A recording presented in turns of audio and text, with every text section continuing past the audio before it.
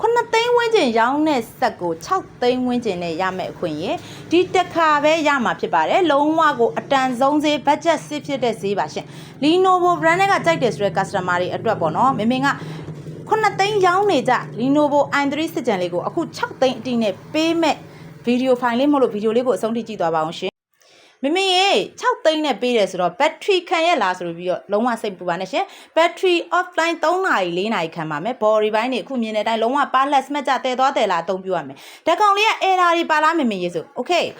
keyboard အပြင် keyboard လေးနဲ့တွဲသုံးရတဲ့ error လေးတစ်ခုပဲရှိမယ်ဒါကလည်းပဲခုလောလောဆယ်မှာပစ္စည်းတွေပြတ်နေတဲ့အတွက်မင်ကပေါ့နော် budget save ဖြစ်အောင်ဒီတိုင်းလေးသုံးချင်တဲ့သူတွေအတွက် customer တွေအတွက်ဒီ laptop လေးတွေကိုဝယ်ယူပြီးဆိုတာနဲ့မင်ကဒီအပြင် keyboard ကလေးကိုအထူးထူးလက်ဆောင်လေးနဲ့ထပ်ပေးဦးမှာပါရှင်ဒီကောင်လေးကအချက်လက်တွေကဘာတွေလဲမင်ရေလို့ပြောမယ်ဆိုလို့ရှိရင်တော့သူက Lenovo brand လေးကိုမှ i3 ကို 6th generation လေးဖြစ်မယ် RAM နေနဲ့ဆိုရင် RAM 8GB ဖြစ်မယ် SSD 128GB နဲ့ Intel graphic 4K ဖြစ်မယ် screen size 14ဖြစ်မယ် battery 3နာရီခန့်တာရှိမယ်4နာရီခန့်တာရှိမယ်မစ်စီမှာ3လုံးပဲရှိပါမယ်3လုံးလုံးဒီတခြားဘာ error မှမရှိတာကိုမင်းကဒီဗီဒီယိုဖိုင်မှာတစ်ခါတည်းပြောပြီးတော့ရောင်းပေးတယ် error လုံးဝယ်တာမလို့မမေအာမခံကောရပါမလားဆိုတဲ့ customer တွေကိုမင်းကဒီမှာတစ်ခါတည်းပြောပေးအောင်မယ်ထပ်ပြီးတော့